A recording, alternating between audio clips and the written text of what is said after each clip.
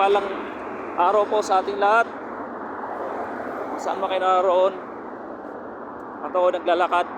Habang ako naglalakad, naalala ko po yung live Bible verse ko sa Jeremiah chapter 17 verse 7 to 8. Dala ko po yung Bible ko. Basahin ko. Blessed is the man who trusts in the Lord and whose hope is the Lord. For he shall be like a tree planted by the waters, which spreads out its roots by the river, and will not fear when heat comes, but its leaf will be green, and will not be anxious in the year of truth, nor resist from yielding fruit. So, napakalinaw na mapalad ang taong nagtitiwala sa Diyos. At yung pag-asa niya ay Diyos. So, mapalad ang tao. Sino man yung taong nagtitiwala sa Diyos ay mapalad. Kahit sino man tayo, ano ang kalagayan natin ngayon, mapalad tayo. Sinabi sa salita ng Diyos, mapalad tayo dahil nagtitiwala tayo sa Diyos. So, ang pagtitiwala sa Diyos, hindi po madali. So, minsan mga struggle dahil nga sa panahon ngayon napaka struggling financial o sa family. So lahat Panginoon sa lahat ng ito ay ito lamang ay katulad ng isang test. Nag-aaral tayo, di ba? Nag-aaral tayo sa school. May mga test. So ito yung mga test paano natin malampasan ito, paano tayo makapasa.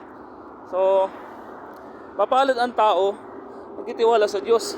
At sinabi dito na katulad nito ang isang tao na katulad sa halaman o sa puno na tinanim sa tabing ilog. Di ba? Nakita natin yung puno na nasa tabing ilog na napakalaki, napakalago. So kasi lagi siya nakakasipsip ng tubig. So ganun din po ang isang taong nagtitiwala sa Diyos, katulad sa isang puno na tinanim sa tabing ilog na lagi siyang nakakainom ng tubig, yung ugat niya ay nakakainom ng tubig. So gayon din po tayo pag nasa Panginoon tayo, sabi doon na hindi tayo matutuyo kahit sa pinakamainit na panahon, o kahit sabihin mo man na matagal na tag-init, nagtuyot. Pag nasa tabi tayo ng ilog, nasa tabi tayo ng tubig. So ibig sabihin ng tubig is the presence of God, na kailanman hindi tayo matutuyo. Sabi pa na hindi mag-aalala. Kahit anong mangyari, hindi ka mag-aalala kasi may Diyos tayo. At hindi malalanta ang mga dahon. So hindi malalanta ang dahon at laging namumunga.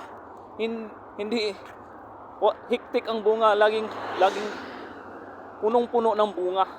So gayon din po sa ating pagtitiwala sa Diyos.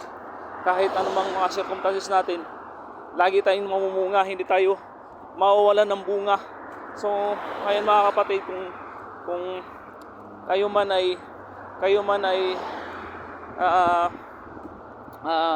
natutuyo na sa mga pagsubok, lumapit lang tayo sa Panginoon. Lumapit lang tayo sa presensya niya. Magtiwala lang tayo sa Kanya. Dahil lang sinabi doon na mapalad ang taong nagtitiwala sa Kanya. So